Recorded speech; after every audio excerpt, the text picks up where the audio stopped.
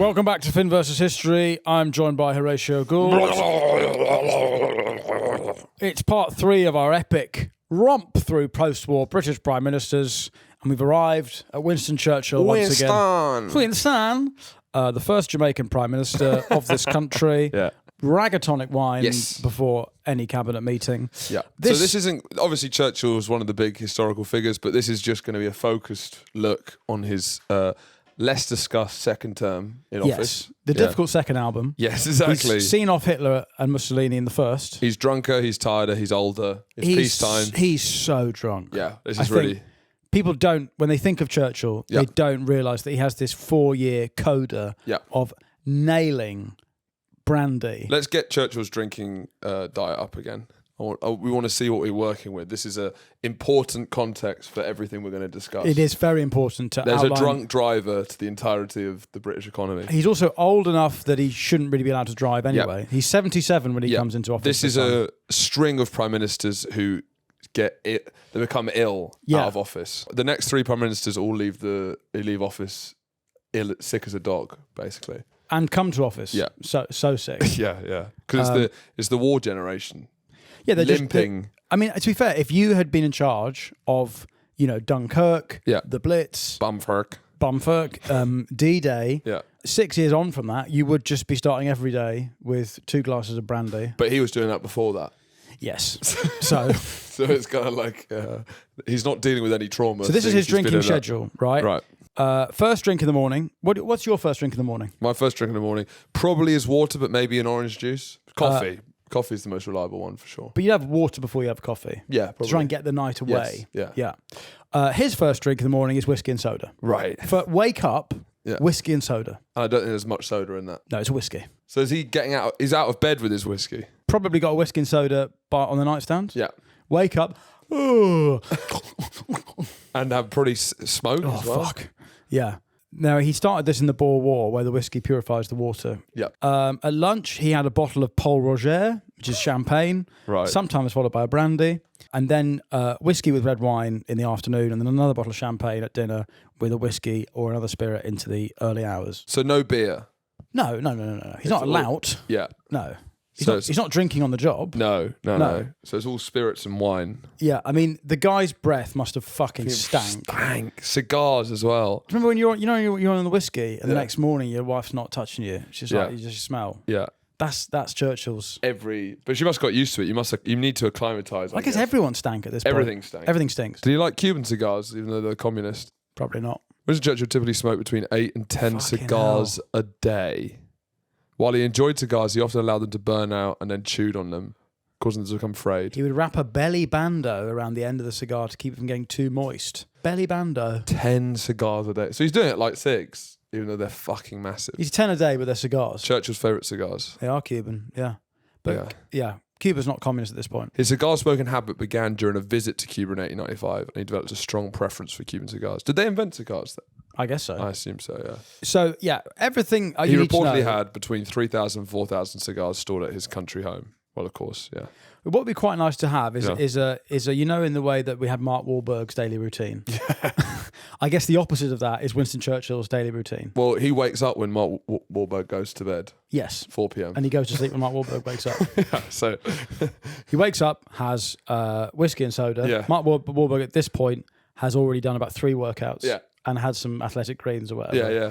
So Churchill is the polar opposite of today's Huel-powered gym nonce. Yeah, so he's so productive while being drunk. It's quite extraordinary. Well, is he productive? That's the key thing I think we're going to find out is that he might not have been that productive. So he comes to power in 1951, and let's just as ever with this series, let's make sure people get a grip on where we are. The average house price, £2,000, right? 70 grand today. Okay, so it's gone up. It's gone up. A pint of beer is £1.95.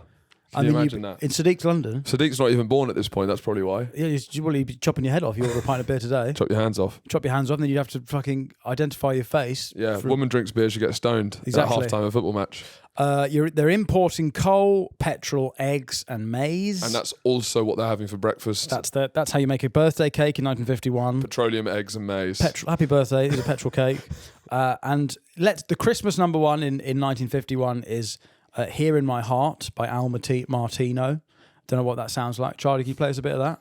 Let's get a flavour of the age. Let's get a flavour of... This is 1952, I say. Here in My Heart by Al Martino. Yeah, so... Yep, so this is a flavour. This is not what 1952 sounds like. Churchill's back in office. It's the 50s. We're back, baby. It's the 50s. The crazy man's back. He does look a bit like Crazy Frog. I mean, he's drunk as well. He's pissed. It's Happy Christmas. He's back on the wheel. He doesn't give a fuck. Ding, ding. Enough of that fucking austere socialist shit. Let's get back to this fat drunk man. Britain is back. Like we were saying on the last episodes about my body. Yeah. I do at my worst look like the Crazy Frog. That's what you're trying to avoid. Trying to avoid looking like that crazy frog with the thin wrists and the big belly. So this is number one in 1952. I mean, people can sing back then. Yeah. None of this fucking Sabrina Carpenter woke nonsense. This is a bloke who's got fucking pipes. You know, none of this Taylor Swift, Dua Lipa, get your tits out in front of the kids. It's disgusting. I want a bloke with pipes. I want a man in a suit with pipes. Not a woman with chebs. Put your chebs away and get your pipes out. I get a bloke with pipes out. Yeah. I want to go to a concert to listen to some man singing, not to be disgusted by some woman's disgusting chebs. Yeah, seeing as we're talking about Churchill, I think here's very much a vibe of the pod. Go for the guy who got rid of all the racist cardboard signs by the Churchill statue. Do you remember this guy? Yeah. Look at this bloke. This is the most like, yeah. Right, enough of that. No, get off. Get the fuck off. Yeah, come on. Look at him. I like that. I like that guy. And he just looks exactly how you imagine. He's he got just a walks fucking off. wax coat. Right, enough of that. No, stop that. So food rationing is still in place, but because the Queen is coronated in 1953, we get, in my opinion, the high point of British food. Yeah. Coronation chicken. Right. I've just had some for lunch. How was it? What's coronation chicken? What is it? It's a yogurty chicken. It's a yogurty curry spiced chicken. Yeah. We've left India. Yeah. And our relationship is still strong. We've just taken, rather than running India, we've just put Indian spices with some mayonnaise and some yogurt and some chicken and put it in a sandwich. Right. So we've separated India. Fittest woman of the age, Susie Parker. Let's get a picture of Susie Parker. Get Susie Parker up. What are we looking Let's at? have an oogle.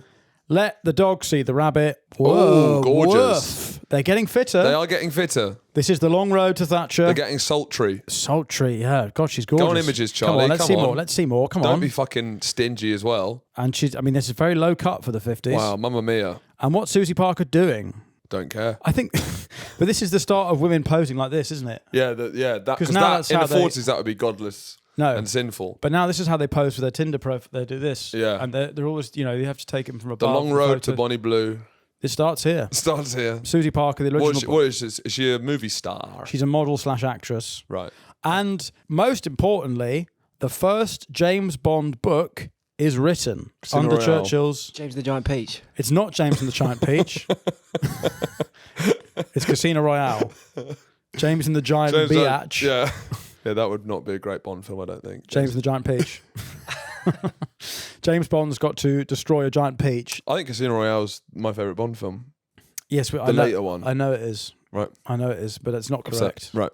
The best is License to Kill. Is it? Dalton. Mm-hmm. Angry Dalton. I love Angry Dalton. I've said before. But Dalton's not a fan favourite, is he? No. It's just, I think he's the... you like it just because of his treatment of women?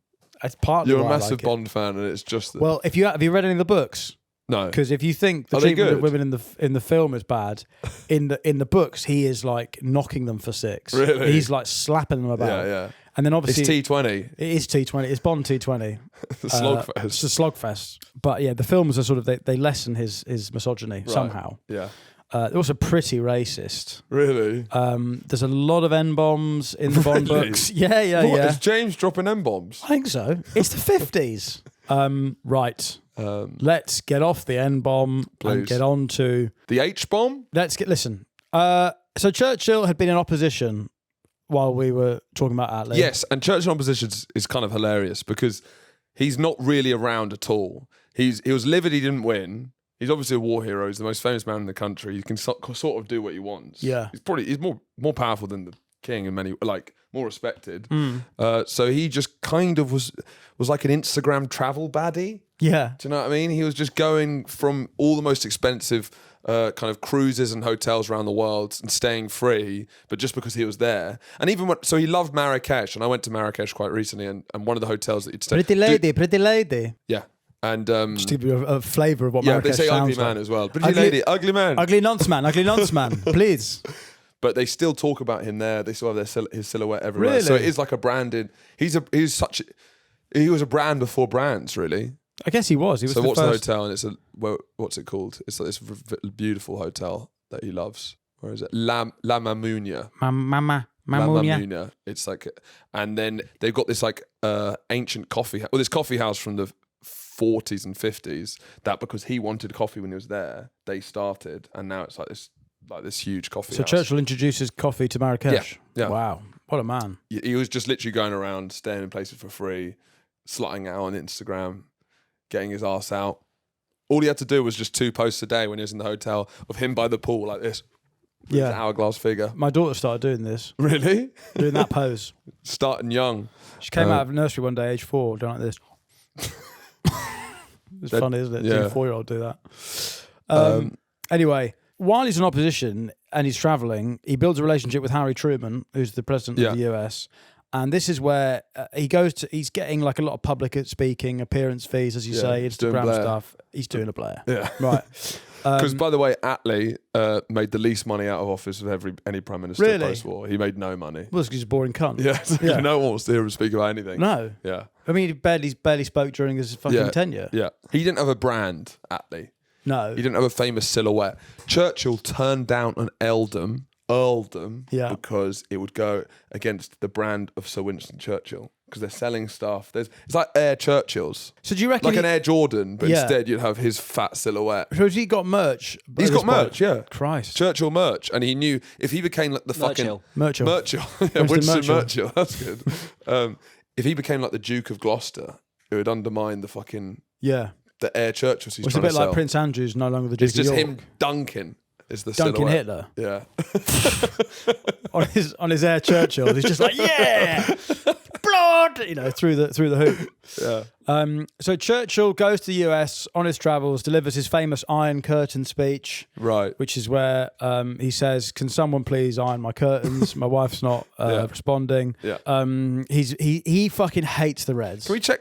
I hear Iron Curtain all the time. Can we find the context to which an iron curtain has fallen over Europe? It's just that. It's just that. I think it's just that. Right. Did he coin it? I actually think Goebbels coins it. So he's stolen a bit of Nazi valor there. One more pro in the Nazi column. Thank you. He doesn't look evil at all, Goebbels. No. That's what I like about Goebbels is he doesn't look at all like fucking hell, the shape of his head. As a phrenologist, I'm thinking, what's going on in there? What is going on in there? And you're telling me this guy's evil? No, I do think we are now worryingly popularised phrenology. As I've been getting Instagram, people have been sending me stories of like phrenology busts in pubs. I don't know what pubs. Well, I think every pub should have a phrenology kit. I agree. I think get rid of the jukebox. Or get rid of the first aid kit and have an emergency phrenology kit. Someone has a heart attack, you can measure their skull.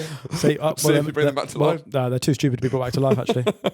I think it should be, instead of ID, they should have a phrenology calipers. Right. So every bouncer's got calipers. All right, hang on, mate. Let me measure your head. Stick your head in there, come on. Yep, come on. No, you've got a child's mind. Sorry. So Churchill, vehemently anti-communist, and in this time, Tito's into Yugoslavia. Yeah. Poland and Hungary get enveloped by the USSR, and he's criticising Germany's splitting up. Yeah. Germany's split the pum-pum in two. Yeah. Big Baddie is completely... Big bat. I don't know. So M. Rasta has split M.R. has split Germany the in two. M. USSR has split Germany in two. And he's deeply critical of Labour's nationalisation plans. Of course he is. Until he saw how really successful they were. And everyone loves it. And then he goes, right. Well, I guess we'll just do that then. Yeah. And he's against the independence of India. But as we said last time, just stay within the lines. Yeah. That'll be fine. Blah blah blah. 1950 election, highest turnout since universal suffrage, 83%. But really, what's the turnouts of the last elections like? Is it going down now? It's like 70%. It's not even that. It's like less than 60 now. So nowadays, everyone's too thick and fat to vote. 54.1. Yeah, for the entire election. Yeah. Wow. Is that Damn. good? No. Bad. Just slightly more than half the country. Voted. What should it be? 100. Well, in Australia, it's illegal to not vote. Really? Yeah, it's mandated. But they've had 6 prime ministers in 3 years, so... Yeah, because it's a fucking party day. I love it. Get on the beers. Yeah. The 51 election, here we go. The Conservative Manifesto, Britain strong and free, stressed safeguarding, quote, our traditional way of life. Yeah. They did not propose to dismantle the welfare state or the NHS, but it did promise to stop all further nationalisation. And the Conservatives critique Labour for ending wartime rationing too slowly. They end up winning, despite the Labour getting more votes, but they win the first past the post system. Yeah. Basically, if you're listening from abroad, first We have past a weird the post... thing where you can get more votes but lose because the way the seats are done. Yeah. Some seats have more people in them. It makes sense if you don't think about it at all. But he was also voted in because there was a feeling, because of the Cold War, there was a feeling that they wanted a bit of more of a strong wartime leader. Dada. They wanted Dada back. Daddy. Because it felt like the threat from the Daddy. USSR was on the rise. Daddy. You wanted to cuddle Daddy. But Churchill is not really a daddy when he's 77. He's a fatty. He's fatty. Yeah. Fat daddy. He's a granddaddy. He's a He's gilf. fat. Yeah, I know. I once was in a hostel in Amsterdam, and it just happened to be Gay Pride. Right. It sounds like Right. incredibly. It sounds like a gay panic story. Yeah. But Christ, is that how old he is? At 77. Fucking hell, he looks fucked. Of course he's fucked. I was once in a hostel in Amsterdam. My friend and I were backpacking around Europe, Yeah. and we were in a hostel, and then we saw this probably 70-year-old gay man, and he was bunking up with I'd say 18-year-old Filipino boy What, in the same room? in a communal room, like 12 dorms. They're in one bed, and we were like, okay, that's pretty brazen, isn't it? I mean, if you're doing that, would you not get your own room? And did you hear them shag? No, I know. Well, they're just like quietly spooning. Just quietly cuddling, I guess. I guess a little cuddle partner. Did you feel sympathy for the guy? I felt mainly uncomfortable Yeah. being in the same dorm. Yeah. Get your own room. Get a room. I think that's unfair when you can tell a gay couple to get a room in that situation. Yeah, because it could have been any couple. Yeah. Yeah. But it just happened to be an old man and a young Filipino boy. Get a room. Yeah. Now, Churchill doesn't really... When he enters office, he's 77. He's not a well man. Yeah. He doesn't really do any work. He mainly plays this game called Bezique, which is like an imperial card game. Yeah. And as such... You do drink gin and tonics in India and play this game. Basically, yeah. And as such, he basically just sticks to everything Attlee's done. He just goes, well, fuck it, yeah. That worked. I mean, everyone's happy. Yeah. I'm going to have a drink. And he only really focused on foreign policy. Yeah. Because if you're a leader, that's the fun shit, isn't it? Well, yeah. Playing the game of Risk. You don't want to fucking talk about like new houses and stuff. And That's also, if you're boring as Prime hell. Minister, you're just you're on the plane all the time. Yeah. You're going around. You're having a look. Yeah.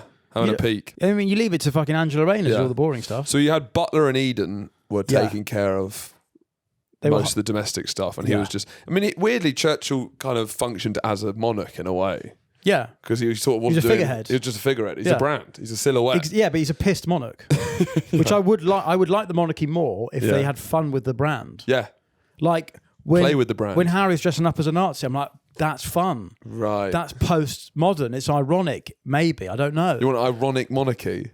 Yeah. You want a smug, ironic monarchy? I want an Yeah, ironic... I'm kind of the king. I guess I'm the king. I want the king to be playing with the form. I want a drag king. Well, so like the king stands with the queen. He's got an I'm with stupid t-shirt on. Yeah. The man, the legend. Female body inspector. I want an incel king. Wouldn't that be fun? Wouldn't that be fun if Charles and William died, and then, is it George? Is he third in line? But if it died at just the wrong time, where George was in a massive incel grunge teenage phase, and we had an incel king. Or we find out there's a kid who's actually the rightful monarch who they didn't realise. So he's just been in a fucking basement. And he's one of our truthers. And like Attlee, like sitting in Potsdam, like, how the fuck did I get He's here? one of our patrons. Wouldn't that be incredible? Narratively. One of our, like, the most smelly patron we have. You know, what's it Charles's company? The Duchy of... What's that company he does? The Waitrose one. Yeah, Waitrose one. Well, then the king could produce this. Duchy of Cornwall. This could be like the first royal podcast. Yeah. It's like, it's got the charter. Can you fucking imagine? We have a charter from the king, and the king is a fat incel. And it's like the World of Warcraft charter. The Duchy of Warcraft. The Duchy of Westeros, whatever that fucking thing's called. God, that'd be fucking... I would love that so much. I would choose What, a fan of Finn versus History King? no, if it's a royal variety show, but the king's just a fucking incel and he books all the acts he wants to see. Yeah. So he books Strippers. like strippers and like larpers and a ping pong show. Can you imagine royal variety show? Just fucking an Asian bird, just like this. And it's the same crowd in tuxes. Yeah. Like, oh my Well, that's the God. well, that's the 10 gun salute or whatever it is, was it? 10 cunt salute. Well, yeah. It's 10 Thai women. It would change Remembrance Sunday, wouldn't it? Oh, I'd wear a poppy for that. Remembrance Cunt Sunday, 10 cunt salute. 10 Thai women down in Whitehall firing ping pongs at the War Memorial.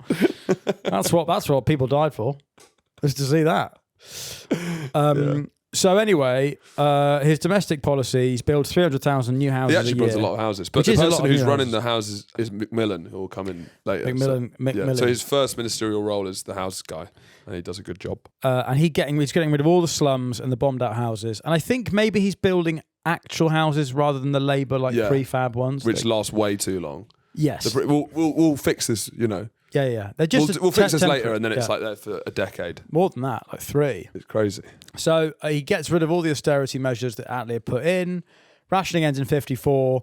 This is where like consumerism happens. It's Black Friday, TVs, cars. People are just punching. Fat women are punching each other in Primark. Yeah, this is where this starts. Get off my telly! But this makes the government very popular. This is what we have become, to be fair. But I remember this. I think this started when I was at uni. I remember the first one. The first Primark. No, the first Black Friday, and there was a moral. Yeah, this is 11 years ago. This is like there's like a moral panic around it. 'Cause it's like this is. I mean, in some ways, this is the end point of American consumerism coming to the UK. Well, yeah, this is. Look, people getting trampled. People getting trampled. Fucking microwave. It's like fucking Hillsborough for a TV. It's madness. I mean, this is like when people go late stage capitalism. This is shopping trolleys punching each other over like fucking like an Xbox detergent. It's crazy. It's fucking crazy. And bear in mind, they weren't doing this for rationing. Rationing was like orderly queues for bread. Yes. Orderly queues. The natural consensus. Yeah. Shopping isn't imbued with a story. No, there's no competition. But this is Thatcher's rationing. Yeah. It's people punching each other for tellies in Primark. Yeah, and let the person with the hardest punch win. Yeah, exactly. But in Attlee's Britain, in Churchill's Britain, you'd queue for your half a pound of fucking fat. You would queue for your tinned fish, and you would be grateful. Yeah. Which is how I think our patrons should feel. Yes, you're getting stinky fish, but you'll be grateful. Yeah. You take a ticket, form a queue. You wait your turn, you form a queue for your portion of stinky fish. But the government's very popular with the people because nothing people want more is to punch other people for TVs. Yeah. That's what British people will do on instinct. And it's the beginning of the boom's finally starting to hit us. The post-war boom is just starting to kick in. Boom and bust. Yeah. This is the start of the boom. Butler's the Chancellor. He balances the budget, which means... Butler balances the boom budget. Butler balances the budget. Boom! Butler balances the budget. No more bust. It's a boom. Butler balances the budget. And the living standards go up. So Churchill mainly focuses on foreign muck. On the half an hour he's working, he chooses to do it on foreign affairs. Because he likes travelling and he finds it exciting. To be fair, if you've masterminded World War II... What are you doing like house reform? Fuck off. Yeah. Someone goes, I want the NHS isn't working. Piss fuck off. You would be like, fuck off. It's Farage ignoring his constituents in Clacton. Yeah. So I'm hanging out with Trump. Go fuck yourself. Well, who gives a fuck about potholes? You're just a fucking worm from Essex. I'm going to go hang out with the Don. It's Bobby Sands ignoring his constituents to shit on a wall. Yeah, you're right. The worst MP there's ever been. What an abuse of power that was. He's doing what? Sorry? I'm here at a constituency surgery waiting to task him about bin collection, and he's shitting on a wall in prison with my money. My God.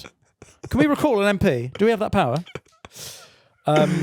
Yeah, no, Churchill's not quite that bad. But it's not far off. I'm sure he shits himself. How many times in Churchill's life has he shat himself? Oh, I mean, but this is the shitting yourself. Has he era. shat himself more than any Prime Minister in British history? I think Eden probably shits himself quite a lot. Well, because the medical He's bills. high as a kite, yeah. Yeah, maybe. No, I think Churchill's got it. Look at that face. He shot himself. He's got shattered pants in that photo right there. But he also has a face of someone who doesn't know they shot themselves. Someone who doesn't care. Doesn't care. He doesn't wipe his own arse. No. You know, because he grew up in a fucking Blenheim Palace. Yeah. He's had like silver spoon more than anyone. So he's never even wiped his own arse. He doesn't need to. No. So shitting yourself, it's literally Britain leaving India. Yes. It's not my problem. Well, that's why they left. Yeah. Well, in my Curry bum. in my pants, it's, you know, sectarian violence between Hindus and Muslims. Yeah. But I don't have to deal with it because someone else is wiping Someone my else arse. cleaning up.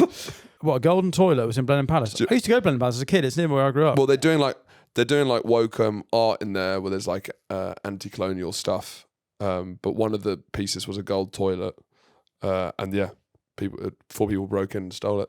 My mum gilded the gates of Blenheim Palace. Really? Yeah, she's gilder. Is she a full-time gilder? She's a full-time gilder. She does churches Or and eat, sleep, gild, repeat. Yeah. Gilding as in gilding the Gilding lily. is painting things with fine gold leaf. But gilding the lily, I imagine, is like a sort of 1950s euphemism for a woman masturbating. Yeah. She's a gilder. She's a professional gilder. She's on OnlyFans. You know, women would go home to gild the lily. When their husbands came home, they'd have some figgy pudding. This is how they spoke about sex in this era. Yeah. You know, if you were gay, you were a bin sniffer, or you know, you were keeping wicket. I don't know. I'm making all of these up. Yeah, My but point they all is, work. they all work. Any euphemism from the 50s could be literally anything. And I do long for this age back. I think it was an incredibly fun time. Yeah. You know, in terms of language, Yeah. it would a real test of verbal dexterity if, as you were talking about someone who was gay, you realised that to call them gay would be to criminalise them. So you have to come up with a euphemism. Of course. Of like, oh yeah, the council only takes his bins on Thursdays. and someone would go, I know exactly what you mean. It's amazing. Yeah. Isn't it fun? Nowadays, it's also out in the open and garish. He only stays in the jacuzzi at a leisure centre. Yeah, exactly. He doesn't use toilet paper. He uses sand. I don't know that. He sucks off blokes regularly. He sucks off. He fucks it up the arse. He has it up the arse. He loves it up the arse. If you know what I mean. He's a chuff slinger, if you know what I mean. Let's get to the foreign affairs. So the big one, the big no-no is Mau. The No Uprising. The no-no rebellion. So this is in British Kenya. Kenya. My granddad still calls it Kenya. So does my nan calls it Kenya. The last of Britain's colonial assets to go are African, right? So it's like slowly every couple of years, the African colonies just... It kind of goes from north to south, right? Bit by bit. So the Mau, for context, this is... They're not as cute as they sound. No, Mau. It is probably the most cutesy, savage witch magic rebellion there is. The Mau is in British-controlled Kenya, which I think we should still call it that. I think it's a much more satisfying way to say it. Now, what happens in Kenya is that the British have been in since I think the start of the 20th century, and they are... Is it a mandate or is it an actual colony? I'm not sure. Anyway. It's a classic story. They're banned from their own land ownership. They're, second-class citizens, taxed, all that sort of stuff. So in 1949, the British colonial authorities who ruled Kenya are becoming fearful of a popular uprising, and this sort of begins years-long waves of arrests. And in October 52, a European woman is stabbed to death, and a senior chief Waruhiu, who's a British loyalist, is assassinated. And Britain therefore declares a state of emergency and arrests thousands of Kikuyu. Now the Kikuyu are a tribe or a type of ethnic Kenyan, and this essentially kicks off the Mau Uprising. And the Mau are, as you say, pretty. They're a pretty beheady bunch. Yes, choppy. They're choppy, and because they probably are. They don't really have much weapons technology to go with. All they've got maybe is the occasional machete. No, but they also they have a they don't have guns, so it's pretty brutal. Terrifying kind of black magic element to voodoo. it. They have a voodoo witch shit. Right. I did this at uni. They have all sorts of like mad ceremonies where it's called oathing, where they like cut a goat's head off and let it bleed on the earth, and then they eat the earth and rub it on themselves, and then they go and cut a kid's head off. It's not very stiff upper lip stuff. No, it's extreme. It's extremism. Yeah. So they cut like ears and noses off. Yeah. Genital mutilation. Yeah. There's a massacre in 53 called the Lari Massacre, where 70 loyalist Kikuyu are hacked to death and burned. This is portrayed by the British as black magic. This is an excuse now for Brits to slap back hard. Yes. Right? Yeah. And to be fair to them, they really come out swinging. Yes. This is real baseball from the colonialists. They then basically hold concentration camps. I would call them the detention centres. Right, of course you would. They were called, in court. it was called revillaging. That's what the British called it. Right. Over 150,000 Kenyans are then tortured by methods that include electric shocks to genitals. Right. Now, nowadays, that's That's fucking Berghain. that's Berghain, but Charlie's doing that. That's Charlie's Charlie's doing weekend. that now. He's got a taser. He's got an Beating arse. with rhino whips. This is all Again, fucking Berghain stuff. Overton window. Castration. You know, Again, that's the just Basement of Berghain. Saturday night, Berlin. Cut it off, please. Forced sodomy. This is all. Forced sodomy with glass bottles and rifle. I mean, I'm reading a menu from a Berghain basement. Starvation, psychological abuse, burned alive. Again, it's just Berlin. One of the men that put into the camp is a 50-something cook named Hussein Onyango Obama. Yeah.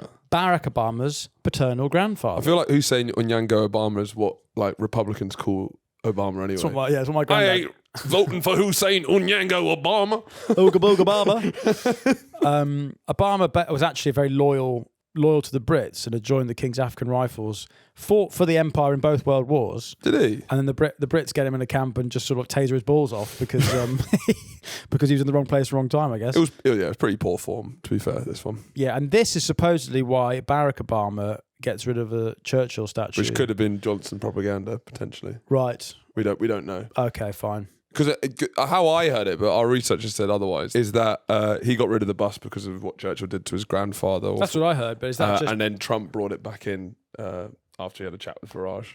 But I think that might be just right-wing propaganda. Oh, is that... Did Johnson just write an article about it? Right. He had some copy to fill. Yes, of course. For a Sunday column. Right. Anyway, 1,000 Kenyans are publicly hanged. What is it? What happened to Obama's grandpa? Was he killed? No, he said he survived the camps, but his family has said he described a daily routine of horrifying and at times sexualized torture, including having his testicles squeezed by metal rods, and that he was never the same again. Yeah, not ideal. Well, again, it's just different, wrong Different place, wrong strokes time. for different folks. Yeah. You know, people queue up all night for that. Between 12 and 20,000 Mau are killed. Yeah. 95 British personnel killed. Shocking. This appalling, is absolutely shocking. Appalling A stuff. minute of silence. Please. Ultimately defeated by the British forces in 56. But it does kind of start the acceleration towards Kenya becoming Kenya in 1963. So Churchill doesn't, I suppose, cover himself in glory. No. But again, he's covering himself in fucking whiskey at this point. Yeah, but he's from a different... He is the last true imperialist, right? Churchill. He represents the end. He's like the end of the British Empire for me. Right. He was like a proper British Empire guy, and then was in power when it basically ended, which is World War II. And the kind of last real colonial hurrah was probably World War II. Yeah, although he's also trying to end the Cold War at this point, right? As well, he's trying to get summits with the Soviets and the Americans together. But he's still trying to hold on to as much of the empire as he can. He's an empire man. The whole point... Because he's from a different time, is my point. Yeah, but already I think there's beginnings of the start of like French and Germany and Holland making a union. Yeah. And Churchill's like, nah. Commonwealth. Right. America. South Africa. Yes. Yeah. Australia. All this stuff. And so he thinks that it's like... There's actually a whole strand of political thought that's like, we'll get out of India and we'll use Africa as our like... That's where all our resources are going to come from. All our riches are going to come from Africa. We'll be powered by Africa. Yeah. And obviously that basically fucks off by the end of the 50s. There's also some pretty spicy stuff in Malaysia. Which is never talked about. Because, actually, it's a huge success story. Okay, go on. I mean, if who? Well, for the Malaysians are actually, Phil Wang is half Malaysian. Him and his family fucking love the British Empire because of how it ends up.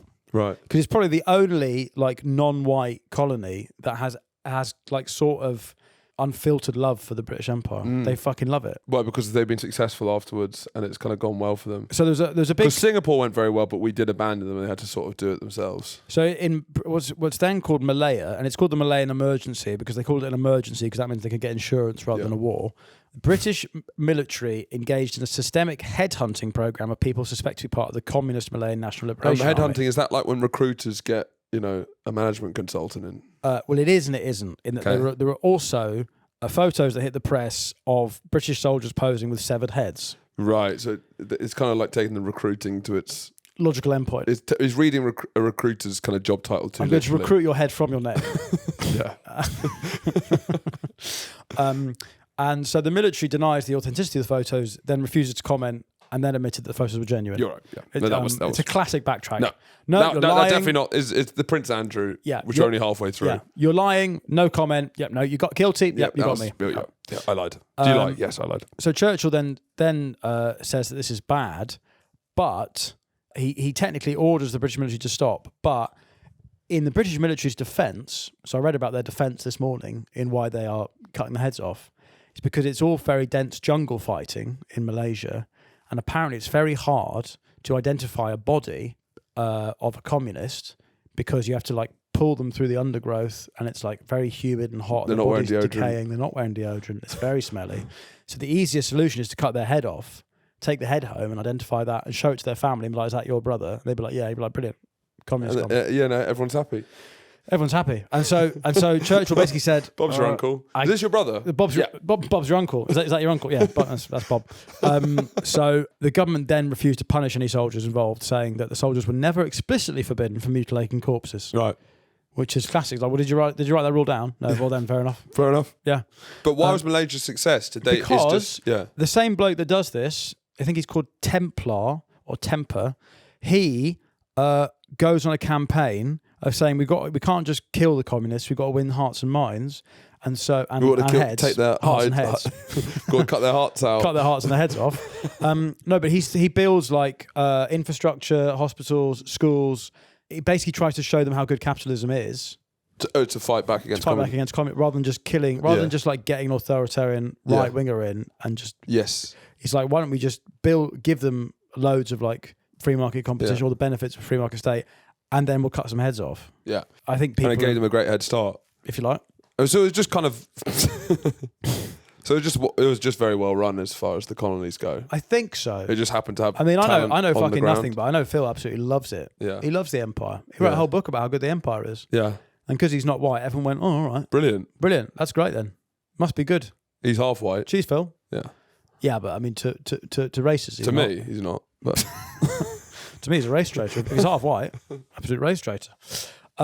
Now, something very funny that we need to get to is that during Churchill's government, there was so obviously homosexuality at this point is illegal. Yeah. And it would be for another 15 years. Playing croquet on a Sunday. Again, like I say, all these euphemisms. Yeah. Playing croquet on a Sunday, you're banged up. Yeah. Go on. You know even the pronunciation of homosexual. Homo. It's like Kenya, India. Well, everyone speaks less posh. Well, but then I think it's like the more polite the language, it masks the more aggressive the policy. Yeah. So like that's a homosexual who we're going to chemically castrate and put in jail. Yeah. That's a batty boy who I'm going to buy a white wine for. Yeah. It's like, we're nice to gay people now, and which means we feel better about calling them big willy woofters. Right. Whereas in the old days, you'd call them a gentleman's homosexual, and then you put them in prison. I mean, that's the British Empire all over. It's politely doing war crimes. Yeah. I don't think it's a war crime to buy a batty boy a white wine. The day it is, I'm leaving this island. But there comes a huge moral panic about how all gay people are spies. Yeah. Because they lead double lives. Because you had to if you were gay, because it was illegal. Yeah. And so they automatically. I mean, it's not straight living a double life. It's quite gay. No, it's very gay. Yeah. Unless, of course, you're cheating on your wife. What, are they saying that being a spy, because it's an allegory for being gay, they're just reading it metaphorically? No, I don't think it's an allegory for being. I think it's because they're already doing it. They're already doing things in secret. So why wouldn't they have a little flutter? So why wouldn't they flutter with the Soviets? Have you heard about him? He's speaking to the Soviets. That becomes another one of these gay euphemisms. Yeah. So there's a whole panic, and this is also is this when Kim Philby happens, the early 50s? Yeah. Well, it's the Cambridge Five, which we'll do a series on, because I absolutely love this story, but it's like basically 5 Cambridge-educated communists who are turned at Cambridge University. Turned Soviet, and then it basically represents the decaying kind of corruption of the British class system, because they're all come from such good stock. They're such kind of high class individuals who have gone to the right school, done all of that. No one would ever believe that they'd be communists. They all managed to infiltrate different parts of the British establishment. So one becomes the art dealer for the Queen. One becomes a top MI6 officer, Guy Burgess. Kim Philby I think Philby's MI6 as well. But they all become civil service. But again, art dealer for the Queen sounds like another Exactly, gay euphemism. He deals art for the Queen. Yeah. You know what I mean? And they all get found out at different points. But Tinker Tailor Soldier Spy is based on trying to find the mole. So Guy Burgess, as you mentioned, a diplomat, MI6 officer, was a, quote, flamboyant gay, alcoholic and promiscuous man who had personal connections to high-ranking officials. He was famous for his drunken seductions of young men. Despite being obviously unstable, he was protected by the Old Boys Network. Lovely irony there. Yeah. Old boys protecting him from young boys, especially fellow homosexual intelligence figures. In 1951, he defected to the Soviet Union, exposing a huge security failure. And the whole escapade captures the public imagination, and there were many rumours about gay civil servants having affairs with each other and security breaches caused by sexual blackmail. It's the 50s. Then Churchill's warned about this, and he said, as long as he's not giving away secrets, let them bugger each other in peace. But he was giving away secrets, Churchill. That's the problem. Yeah. So, but you turned a blind eye, and he was giving away secrets. But then, for all the talk of, for all the sort of revisionism around Churchill, I mean that's quite a woke thing to say. That's a kind of a posh way of doing it. As long as I don't know about it, you can bugger away. Bugger each other in peace. I think there's something more posh about being a secret homosexual, being a homophobic person in public, and buggering an old schoolboy in private. Yeah, that's kind of high class. That's classy. I think that's aspirational.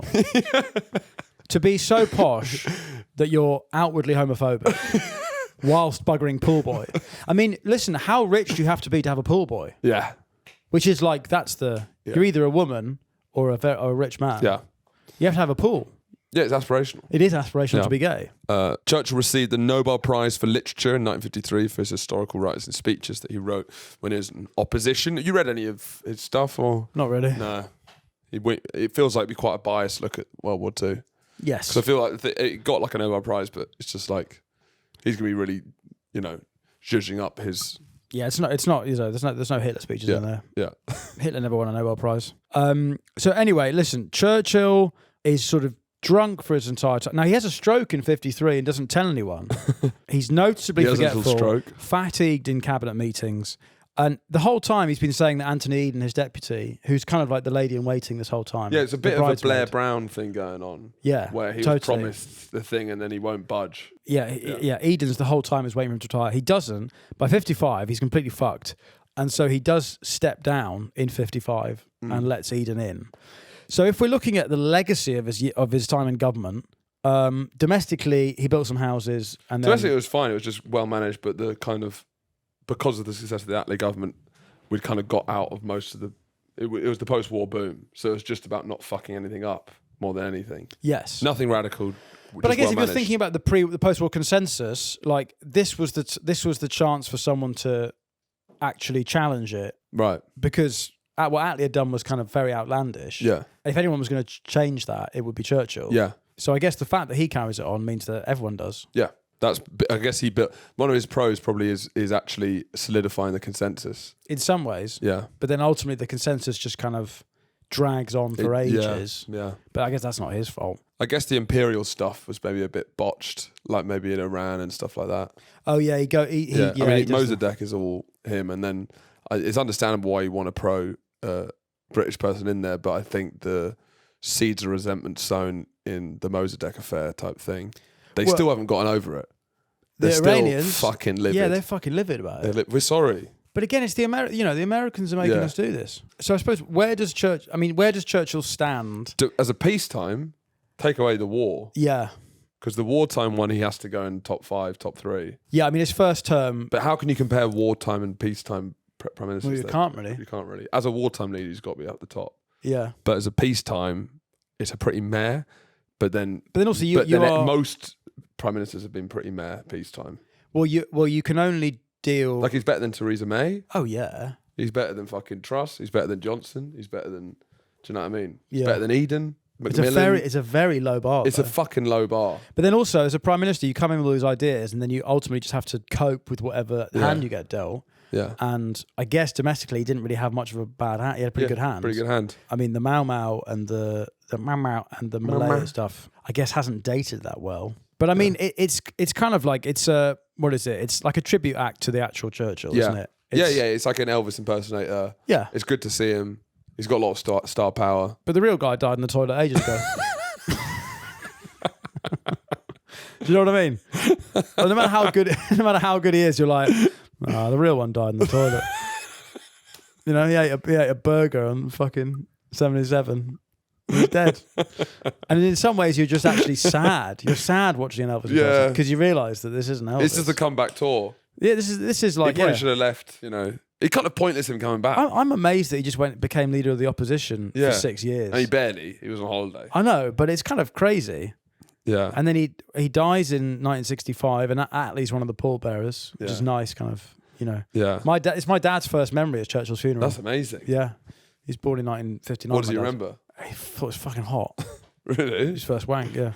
No, this is because this was on. It's on the TV. And then I think when his body was being taken to its final resting places along the train line, everyone was standing on top of their houses. No matter all the farmers, everyone, they all fucking loved it. Yeah, but that was all because of the first one. Yeah, They're not doing that for the second one. So it's a shitty sequel if it's a film. Yeah. It's The Godfather Part 3, really. Gladiator 2. Yeah, it's Gladiator 2. I'm not seeing Gladiator 2. Yeah, it's rubbish. It's Is absolute it? Rubbish. Yeah, of course. Load of bollocks. It's woke nonsense. like Churchill's second term. Yeah, Churchill's second term is woke nonsense. So that's where that's Churchill's second term. The empire's decline is hastening along. Yeah. Domestically, things are starting to look up a bit. Next episode, it's one of the low points.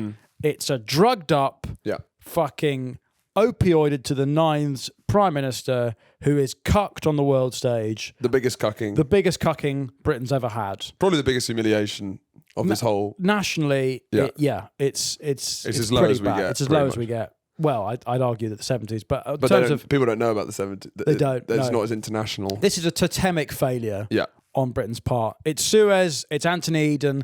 That episode's already on the Patreon, along with the first half of this entire series.